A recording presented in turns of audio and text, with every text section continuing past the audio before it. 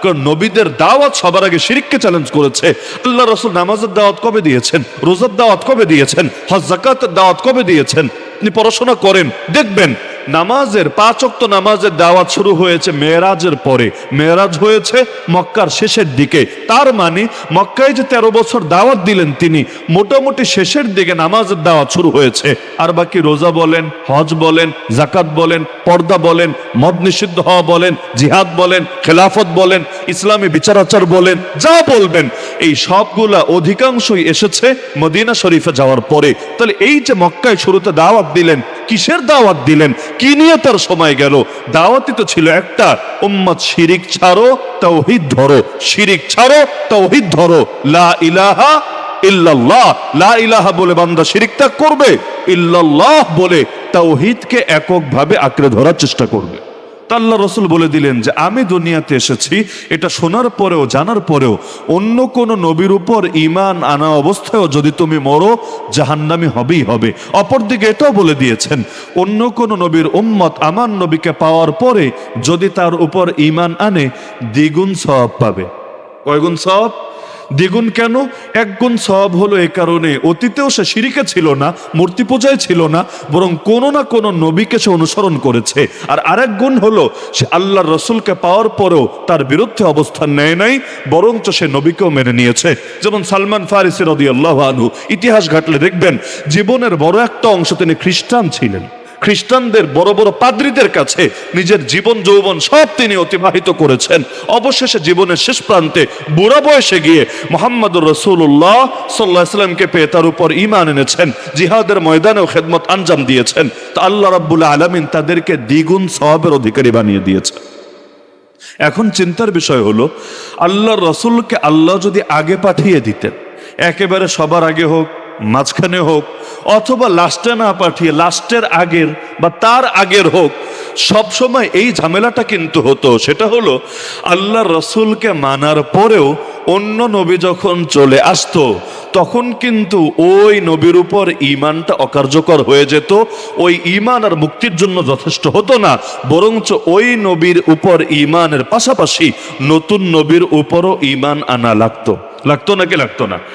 আল্লাহ তাআলা এটা পছন্দ করলেন না যে তার হাবিবের শান এমন হবে যে তার হাবিবের উপর ঈমান আনাই মুক্তির জন্য যথেষ্ট হবে না, বরং তার পাশাপাশি আরেকজন নবীকে, আরেকজন রাসূলকে নতুন ভাবে ধরা লাগবে। আল্লাহ এই পথই খোলা রাখলেন না, এজন্য তাকে নবুয়ত দিলেন সবার আগে, কিন্তু জমিনে পাঠালেন সবার পরে।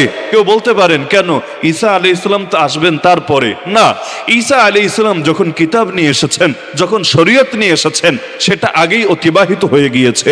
কিয়ামতের আগে আল্লাহ তাকে আবারও পাঠাবেন, তবে সেটা ইনজিল শরীফের দাওয়াত দেওয়ার জন্য না, তবে সেটা ঈসাই শরীয়ত কায়েম করার জন্য না, বরঞ্চ আল্লাহর রাসূল মুহাম্মদুর রাসূলুল্লাহ সাল্লাল্লাহু আলাইহি ওয়াসাল্লামের উপর ঈমানের ঘোষণা দিয়ে তার শরীয়ত, তার খেলাফত এই জমিনের বুকে কায়েম করার জন্য আমি আপনি খেলাফতের দায়িত্ব ছেড়ে দিতে পারি, কিন্তু নবী ঈসা আলাইহিস সালাম নিজে একজন নবী হয়ে, নিজে একজন রাসূল হয়ে, নিজে একজন কিতাবের অধিকারী হয়েও তিনি এসে এই কোরআনী খেলাফত, এই নববী খেলাফতকে আবারও কায়েম করবেন এই পৃথিবীর বুকে।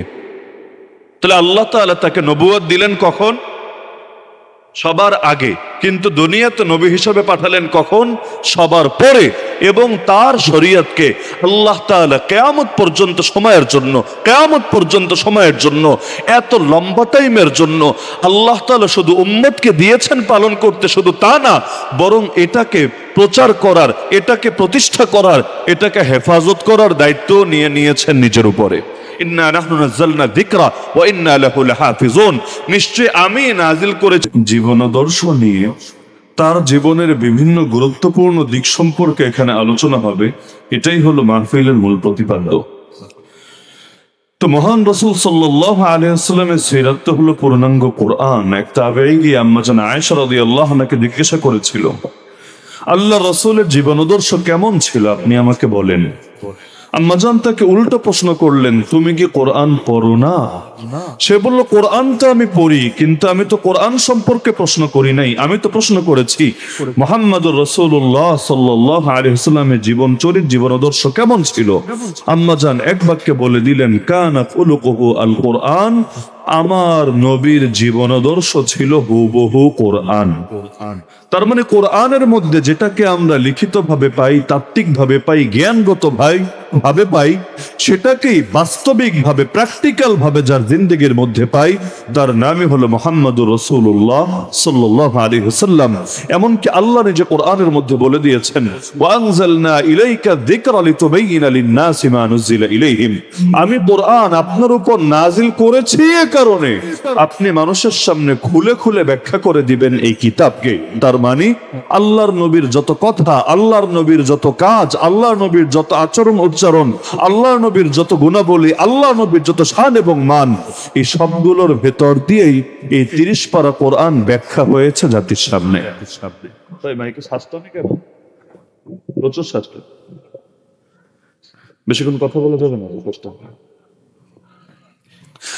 তো যেহেতু আল্লাহ নবী সাল্লাল্লাহু আলাইহি ওয়াসাল্লামের জিন্দেগির প্রতিটা দিকে গুরুত্বপূর্ণ উম্মতের জন্য, দুনিয়াবী আদর্শের কথাই বলেন আর পরকালীন আদর্শের কথাই বলেন, আল্লাহ রাসূল সাল্লাল্লাহু আলাইহি ওয়াসাল্লাম একদিকে তো এটা বাস্তবতা উম্মতের সামনে মাথায় রাখা দরকার যে সমস্ত নবীদের মূল আদর্শই এক, নবীগণের মৌলিক আদর্শের মধ্যে কখনোই ভিন্নতা থাকে না। সকল নবী এই কালেমা নিয়ে এসেছিলেন, লা ইলাহা ইল্লাল্লাহ, এক আল্লাহ ছাড়া দ্বিতীয় কারো ইবাদত, দ্বিতীয় কারো আনুগত্য, দ্বিতীয় কারো বিধান মান্য করার কোনো সুযোগ ইসলামের মধ্যে থাকবে না। আল্লাহ কোরআনে বলেন, ওয়ালাকাদ বাআসনা ফি কুল্লি উম্মাতির রাসূলা, আমি আল্লাহ প্রত্যেক জাতির মধ্যে কোনো না কোনো রাসূল পাঠিয়েছি এই দাওয়াত দিয়ে, এই আদেশ দিয়ে, আনি আবুদুল্লাহ ওয়াজতানিবুত তাগুত, হে উম্মত তোমরা দুইটা কাজ করো। এক নম্বর কাজ হলো আল্লাহর ইবাদতকে আঁকড়ে ধরো, 2 নম্বর কাজ হলো তাগুতকে বর্জন করো। একদিকে তাগুতকে বর্জন করবা আর একদিকে আল্লাহর ইবাদত চালাতে থাকবা। এই দুইটা কাজ যদি তোমরা করতে পারো, দুনিয়াতেও সফল হবা, আখিরাতেও সফল হবা। আল্লাহর ইবাদত তো বুঝি, তাগুত বর্জন মানে কি? তাগুত বর্জন মানেই হলো যারা আল্লাহ না কিন্তু যারা গায়রুল্লাহ হয়েও আল্লাহর অধিকার নিজেদের জন্য সাব্যস্ত করে, এরকম সীমালঙ্ঘনকারীদেরকে আরবিতে তাগুত বলে। তাগুত শব্দটা মাথায় গেঁথে রাখবেন। ঈমান আনার পূর্ব শর্তই হলো তাগুত বর্জন করতে হবে। কেউ যদি তাগুত বর্জন না করে, সে যদি নামাজ পড়তে পড়তে কপালে দাগ ফেলে দেয় তবুও বেঈমান, সে যদি রোজা রাখতে রাখতে শুকিয়ে কাঠ হয়ে যায় তারপরও বেঈমান, সে যদি হজ করতে করতে পয়সা সব শেষ করে রাস্তার ফকির হয়ে যায় তবুও সে বেঈমান। নামাজকে আবু জাহাল আবু লাহাবরা পড়তো না, বাইতুল্লাহ সেবা কি তারা করতো না, হাজিদেরকে পানি পান তারা করাতো না, ল্যাংটা হয়ে হোক আর কাপড় পরে হোক হজ তারা করতো না? করতো। কিন্তু ইবাদত গুলো তাদেরকে মুক্তি দিতে পারবে? কেন পারবে না? কারণ একদিকে আল্লাহর ইবাদত টুকটাক করার চেষ্টা করেছে, কিন্তু আরেকদিকে তাগুত বর্জন করে নাই। কখনো মূর্তিকে সেজদা দিয়েছে, মূর্তির পূজা করেছে, আল্লাহকে বাদ দিয়ে কেউ চাঁদ সূর্যের পূজা শুরু করে দিয়েছে, কেউ জিনদের, কেউ ফেরেশতাদের, এক একজন এক এক জিনিসের ইবাদতে রত হয়ে গিয়েছে। অথচ ঈমান আনতে চাইলেই আগে সব তাগুতকে লাল কার্ড দেখাতে হবে। লা ইলাহা মানেই হলো সব বাতিল খোদারে অস্বীকার করলাম, ইল্লাল্লাহ মানেই হলো একমাত্র আল্লাহর আনুগত্যকে আমি গ্রহণ করে নিলাম। লা ইলাহা আগে না ইল্লাল্লাহ আগে? লা ইলাহা আগে না ইল্লাল্লাহ আগে? তো সমস্ত নবীদের কালেমায় লা ইলাহা এজন্যই আগে। নবীদের দাওয়াতের মূল কথাই হলো সবার আগে শিরিক ছাড়তে হবে। ঈমান যদি শিরিক মুক্ত না বানাতে পারো উম্মত, ওই ঈমানের 2 পয়সাও দাম থাকবে না আল্লাহর কাছে। আল্লাহ না হলে ঈমান তো অনেক বিধর্মীরাও রাখে, তারাও বিশ্বাস করে একজন স্রষ্টা আছে, একজন পরিচালক আছে, একজন নিয়ন্ত্রক আছে, তিনি সবকিছু নিয়ন্ত্রণ করেন, তার হাতে হায়াত, তার হাতে মৌত। এরকম বিশ্বাস অনেক বিধর্মের ভেতরে আছে নাকি নাই? আছে। তারপরও তাদেরকে আপনারা জান্নাতি মনে করবেন না জাহান্নামে মনে করবেন? তো এই যে জাহান্নামে মনে করছেন কেন? সে তো স্রষ্টা অস্বীকার করে না, সে তো নিয়ন্ত্রক অস্বীকার করে না, সে তো জীবনদাতা, মৃত্যুদাতা, রিজিকদাতা অস্বীকার করে না, তারপরও জাহান্নামে বলছেন কেন? এই কারণেই বলছেন, যদিও সে আল্লাহকে ভিন্ন নামে ডেকে স্বীকৃতি দিচ্ছে, কিন্তু তার ঈমানের মধ্যে শিরিক যেহেতু রয়ে গেছে, সুতরাং লা ইলাহাই নাই তার মাঝে। আর লা ইলাহা না থাকলে ইল্লাল্লাহ আসবে না কখনো ভেতরে। তাহলে নবীদের দাওয়াতের মূল কথাই হলো সমস্ত নবীদের যে তোমরা তাগুত বর্জন করো এবং আল্লাহর ইবাদত আঁকড়ে ধরো। তাহলে সমস্ত নবীদের মূল আদর্শ কয়টা? আরে বলেন না, সমস্ত নবীদের মূল আদর্শ কয়টা? একটা। হ্যাঁ, নবীদের উম্মত হওয়ার পরেও আল্লাহ রসুল সাল্লাল্লাহু আলাইহি সাল্লামকে তো আল্লাহ তাআলা সর্বশেষ নবী বানিয়েছেন। একদিকে সর্বপ্রথম নবী, আর একদিকে সর্বশেষ নবী। সর্বপ্রথম নবী কিভাবে? কারণ আল্লাহ তাকে নবুয়ত দিয়েছেন সবার আগে। এমন সময় তাকে নবুয়ত দিয়েছেন যখন আদম আলাইহিস সালামকে সৃষ্টি পর্যন্ত পূর্ণতা পায় নাই। হাদিসের শব্দ ওয়া আদামু বাইনার রূহি ওয়াল জাসাদ, আদম ছিলেন রূহ আর দেহের মাঝামাঝি। রূহের জায়গায় রূহ, দেহের জায়গায় দেহ, এই দুইটার এখনো কানেকশন পূর্ণতা পায় নাই। তার আগেই আল্লাহ তাআলা তাকে হাকিকতে নবুয়ত দান করে দিয়েছেন। তাহলে নবুয়ত যদি দান করেন সবার আগে, দুনিয়াতে পাঠালেন কেন সবার পরে? চিন্তার বিষয় না? দিলেন সবার আগে, পাঠালেন সবার পরে কেন? জবাব দিলে বহুভাবে দেওয়া যায়, সির্ফ একটা জবাবই আমি মনে করি যথেষ্ট আশিকান রাসূলদের জন্য। সেই জবাব হলো, আল্লাহ তাআলা যত নবী পাঠিয়েছেন প্রত্যেক নবীর উম্মতের জন্য ওই নবীর উপর ঈমান আনা মুক্তির জন্য যথেষ্ট হতো সেই কয়দিন যতদিন আরেকজন নবী না আসতো সমাজে। যেমন মুসা আলাইহিস সালামের উপর ঈমান এনেছে, ভালো কথা, কিন্তু এটা কয়দিন চলবে? যতদিন ওই সম্প্রদায়ের ভেতর আরেকজন নবী নতুন কোন শরীয়ত নিয়ে, নতুন কোন আসমানি কিতাব নিয়ে না আসবেন। যদি আরেকজন নবী নতুন আসমানি কিতাব নিয়ে অথবা নতুন শরীয়ত নিয়ে চলে আসেন, তাহলে আগের ঈমান কিন্তু আর যথেষ্ট হবে না, বরং তখন নতুন নবীর উপর, নতুন রাসূলের উপর ঈমান আনতে হবে। যদি না আনে, ওই পুরনো ঈমান কখনোই পারবে না তাদেরকে মুক্তি দিতে। এজন্যই আল্লাহ রাসূল যখন এসেছেন, ওই সময় দুনিয়াতে এমন বহুত মানুষ ছিল যারা দাবি করত তারা ঈসা আলাইহিস সালামের উম্মত, যারা দাবি করত তারা মুসা আলাইহিস সালামের উম্মত। আল্লাহ রাসূল স্পষ্ট বলে দিলেন, শোনো, আল্লাহর কসম করে বলছি, আমি দুনিয়াতে নবী হয়ে এসেছি, এটা শোনার পরে, জানার পরে আমার উপর ঈমান না এনে যারা মরবে, তাদের ধর্ম পরিচয় ইহুদি হোক, তাদের ধর্ম পরিচয় খ্রিস্টানি হোক, তারা জাহান্নামী হবেই হবে।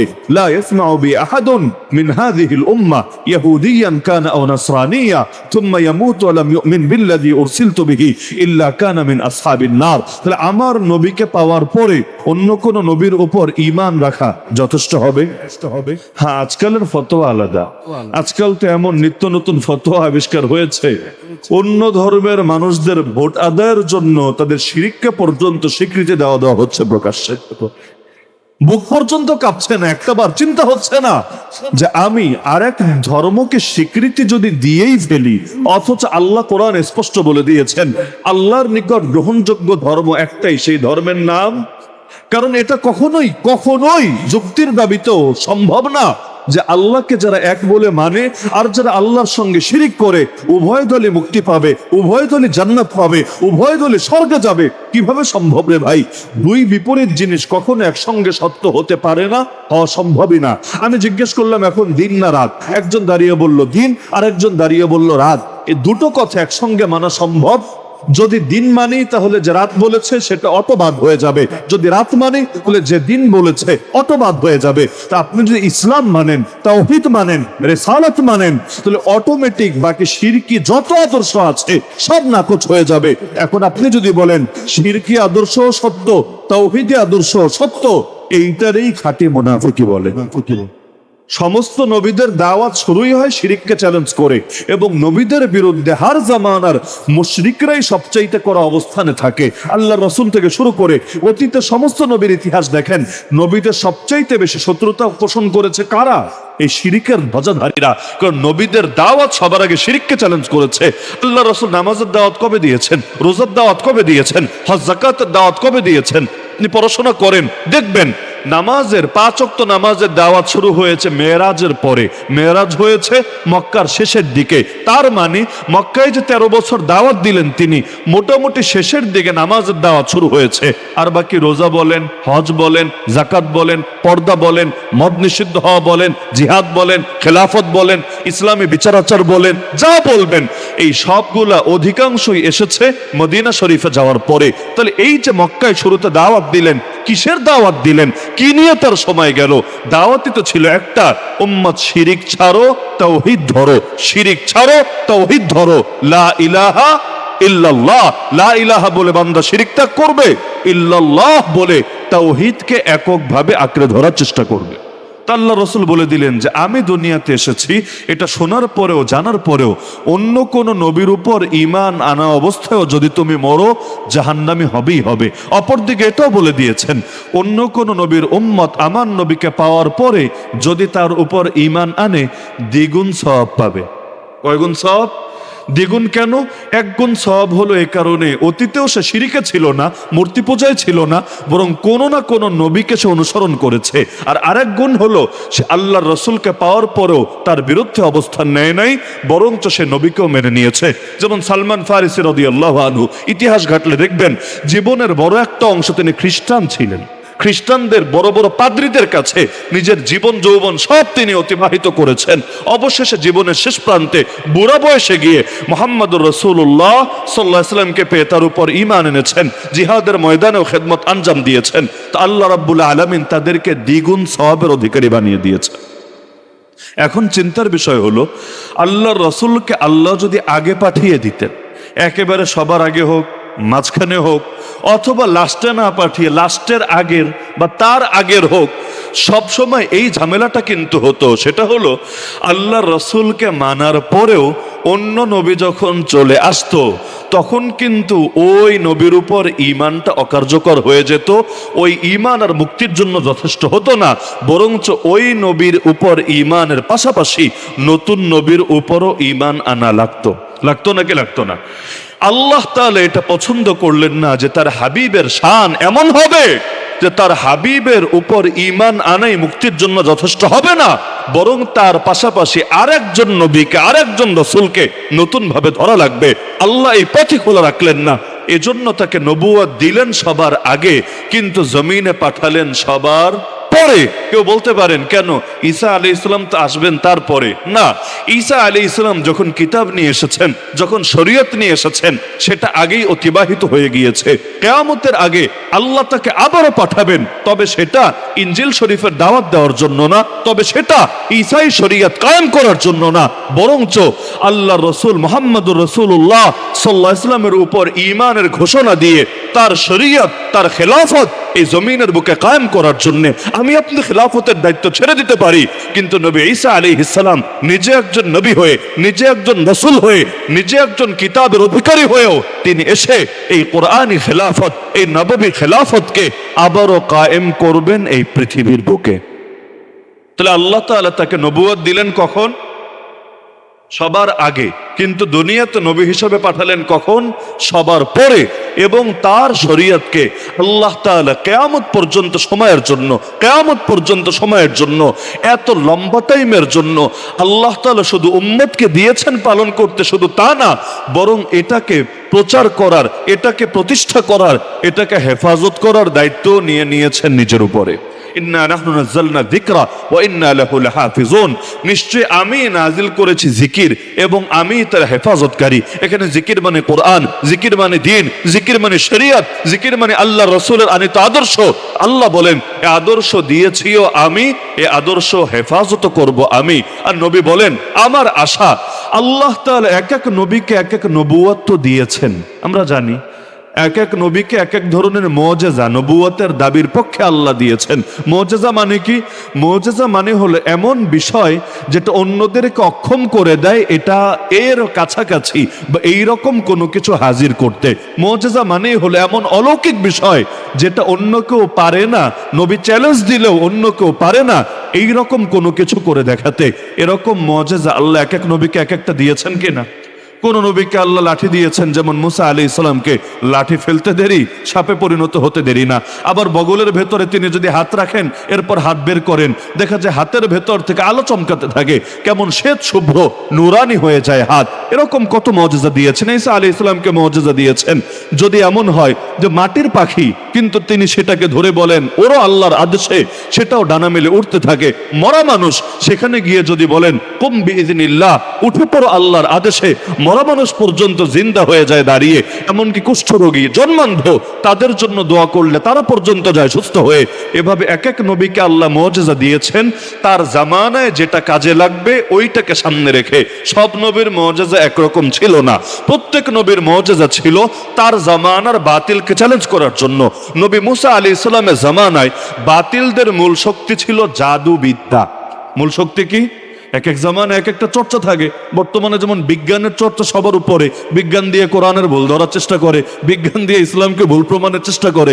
এখন জাদুবিদ্যা দিয়ে কেউ যদি কোরআনের ভুল ধরতে আসে, পাবলিক করে ভাইরায়া ওর ভণ্ডামি সব বের করে দেবে। কিন্তু বিজ্ঞানের একটা সূত্র হাজির করলে অধিকাংশ চিন্তা করবে, আরে এই সূত্র তো আমি বুঝিই না, আমার মাথায় ধরেই না, তাহলে কি না কি বললো, এটা হাসা না মিসা? তাহলে এটা বড় বড় যারা গবেষক আছে তারা বলতে পারবে। কিছুটা হলেও কিন্তু মানুষ সন্দেহে পড়ে, মানুষ চিন্তায় পড়ে। এই যে অধিকাংশ বাঙালি মুখ দিয়ে খেলাফতের কথা বলে না, শরীয়তের কথা বলে না, নবীর আদর্শ কায়েমের কথা বলে না, কেন? আল্লাহ নবীর প্রতি তাদের দিলে ঘৃণা আছে না? নাউজুবিল্লাহ। এই বাংলাদেশের কোন মানুষটা এমন যে একদিকে নিজেকে মুসলমান দাবি করবে কিন্তু নবীর আদর্শের উপর ঘৃণা থাকবে? ঘৃণা নাই। তাহলে শরীয়তের কথা, খেলাফতের কথা বলে না কেন? বলে না শুধুমাত্র এই কারণে যে শরীয়তের কথা বললে কাউন্টার দিতে গিয়ে নাস্তিকরা যে যুক্তিগুলো হাজির করে, কাউন্টার দিতে গিয়ে সেকুলাররা যে দর্শনের বিভিন্ন তত্ত্ব সামনে কপ্তাতে থাকে, এগুলোর জবাব তো দিতে পারে না ঠিকঠাক ভাবে। এজন্য তার ভেতরেও দুর্বলতা তৈরি হয়েছে। আমি যদি শরীয়তের কথা বলি, আমি তো বোঝায় দিতে পারবো না ভাই শরীয়ত কায়েম হলে আসলে অর্থনীতির লাভ কিনা, শরীয়ত কায়েম হলে আসলে রাজনীতির লাভ কিনা, শরীয়ত কায়েম হলে আসলেই কোর্ট কাচারিতে ফায়দা হবে কিনা, শরীয়ত কায়েম হলে গরিব দুঃখী অসহায় শ্রমিক নারী দিনমজুর প্রতিটা শ্রেণীর আলাদা আলাদা করে ফায়দা হবে কিনা। এমনকি অধিকাংশ তো আমাদের সামনে স্পষ্ট না। শরীয়ত কায়েম হলে হিজরাদের অধিকার কিভাবে সংরক্ষিত হবে বলেন? শরীয়ত কায়েম হলে শ্রমিকদের অধিকার কিভাবে সংরক্ষিত হবে বলেন? শরীয়ত কায়েম হলে পররাষ্ট্রনীতি কিভাবে পরিচালিত হবে, রাষ্ট্রনীতি কিভাবে পরিচালিত হবে আমাকে বলেন। দেখবেন অধিকাংশ মুসলমানের সামনে ক্লিয়ার জবাব নাই। বাস্তব নাকি অবাস্তব?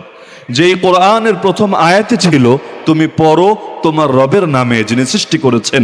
কোরআনের প্রথম আদেশ কিন্তু এটা না তুমি নামাজ পড়ো, রোজা রাখো, হজ করো, কালেমা পড়ো, জিকির করো, এগুলো না। কোরআনের প্রথম আয়াতে ছিল তুমি পড়ো তোমার রবের নামে যিনি সৃষ্টি করেছেন। ওই মুসলমান পড়ার ব্যাপারে সবচাইতে গাফেল হয়ে গিয়েছে। এমনকি আমি যদি বলি এই কিশোরগঞ্জ কেন পুরো বাংলাদেশেরই অধিকাংশ মুসলমানের ফরজে আইন পরিমাণ এলেম নাই, আমার কথাটাকে মিথ্যা হবে? বলেন না আমার কথা মিথ্যা হবে? অধিকাংশ মুসলমানের ভাই ফরজে আইন এলেম বুঝেন? যতটুকু এলেম না থাকলে আপনি কবিরা গুনাহের মধ্যে আছেন। মাদ্রাসায় পড়া ফরজ না, মাওলানা মুফতি মুহাদ্দিস শাইখুল হাদিস হওয়া ফরজ না, বড় বক্তা হওয়া, বড় মুফাসসির হওয়া, বড় মুহাদ্দিস হওয়া ফরজ না। কিন্তু যতটুকু না জানলে নিজের ঈমান আকীদাই সহি করা যায় না, যতটুকু না জানলে হালাল হারামে চেনা যায় না, যতটুকু না জানলে হক বাতিলে আলাদা করা যায় না, অতটুকু ইলম রাখা প্রতিটা মুসলমানের জন্য ফরজে আইন। নবীর একজন সাহাবী এমন ছিলেন না যে সাহাবীর ফরজে আইন পরিমাণ ইলম ছিল না। প্রতিজন সাহাবী বড় মুফতি ছিলেন না, ফতোয়া দিয়ে বেড়াতেন না। প্রতিজন সাহাবী বড় মুহাদ্দিস ছিলেন না, হাদিস শুনিয়ে বেড়াতেন না। কিন্তু নবীর প্রতিজন সাহাবী ইসলাম সম্পর্কে এতটুকু জ্ঞান রাখতেন যতটুকু জ্ঞান দিয়ে হক বাতিল আলাদা করা যায়। হ্যাঁ, মুনাফিকদের ভেতরে জ্ঞান ছিল না, যার কারণে ওরা হকের উপর অটল থাকতেও পারে নাই। এজন্য দেখবেন আল্লাহ রাসূলের ওয়াফাতের পর একদল বেঈমান হয়ে গিয়েছে, মেরাজের পর একদল বেঈমান হয়ে গিয়েছে। এক একটা ইস্যু এসেছে, কিছু মানুষ ইসলাম থেকে বের হয়ে গিয়েছে। কেন? কারণ ওদের ঘাটতি ছিল এগুলোর ভেতরে। যেমন নবী নামাজ পড়তে বলে নামাজ পড়ে, কিন্তু নবী বলছে আমি মেরাজ করে এসেছি, এটা আর মানতে পারে না, তার লজিকেই ধরে না। আল্লাহ চাইলে আরে মেরাজ কেন, এর চাইতে বড় কোনো জিনিসও করিয়ে দিতে পারে। সর্বশক্তিমান কে? আল্লাহ নবীর মেরাজ নিয়ে সন্দেহ কার হবে যে আল্লাহর শক্তি নিয়ে সন্দেহ করে? কারণ আল্লাহর শক্তি আর ক্ষমতা নিয়ে সন্দেহ যদি না থাকে তাহলে এর চাইতে কঠিন বিষয়ও তার কোনো আপত্তি থাকবে না। এজন্য আবু বকর সিদ্দিক রাদিয়াল্লাহু তাআলা আনহু তিনি কিন্তু ডাইরেক্ট নবীর থেকে তখনও শোনেন নাই নবী মেরাজ করেছেন। শুনেছেন কার মুখে? কাফেরদের মুখে। কাফেররা টিটকারি মারছে, কিরে আবু বকর কারে নবী মানলা, কারে নেতা মানলা, কারে বন্ধু মানলা? সে দেখি এমন পাগলের পাগল, সে বলে রাতের সামান্য সময় নাকি মসজিদে হারাম থেকে মসজিদে আকসায় চলে গিয়েছে, এরপর মসজিদে আকসা থেকে নাকি সিদরাতুল মুনতাহা হয়ে সপ্ত আকাশ অতিক্রম করে আবার উম্মে হানির ঘরে চলে এসেছে। তুমি বলো এটা পাগলের প্রলাপ ছাড়া কি আর ভিন্ন কিছু হতে পারে? আবু বকর বলছেন এই কথা কি আসলেই তিনি বলেছেন? হ্যাঁ তিনিই বলেছেন, আমরা বানিয়ে বলছি না, এটা আমাদের কোনো প্রপাগান্ডা না, কোনো অপবাদ না, এটা সেই বলে বেড়াচ্ছে। তারা ভেবেছে আবু বকর এবার মনে হয় বলবে, যাক আমি তাহলে একটু যাচাই বাছাই করে দেখি, বা এমনটা বললে আসলে এটা নিয়ে তো সন্দেহ থাকতেই পারে। কিন্তু আবু বকর ডাইরেক্ট বললেন, তিনি যদি বলেন এর চাইতে বড় বিষয়ও আমি তাকে মানি কোনো প্রশ্ন ছাড়া। এজন্যই তো তার নাম সিদ্দিক। সিদ্দিক বেশি নামাজ পড়লে সিদ্দিক হওয়া যায় না, বেশি রোজা রাখলে সিদ্দিক হওয়া যায় না। সিদ্দিক মানেই হলো তার ঈমান এই পর্যায়ে আল্লাহর নবীর কোন আদর্শ গ্রহণ করতে তার দিলের মধ্যে ন্যূনতম বিন্দুমাত্র দ্বিধা কাজ করে না। আমাদের করে তো, করে ভাই, কত রকম করে। বহুত নারী এমন আছে ইসলামে নারীদের জন্য একাধিক যে মানে পুরুষ একাধিক বিয়ে করতে পারে, নারী সতীন হতে পারে, তার সতীনকেও ঘরে তোলার বৈধতা রেখেছে ইসলামে। এটা নিয়ে তার দিলের মধ্যে চুলকানি আছে। এমন নারী নাই? এমন নারীও আছে বাপ মরার পর ইসলাম তার জন্য যে বরাদ্দ রেখেছে, তার ভাই পাবে দ্বিগুণ, সে পাবে তার অর্ধেক। যদিও এটা আয়ের হিসাব, ব্যয়ের হিসাবটা আবার আলাদা।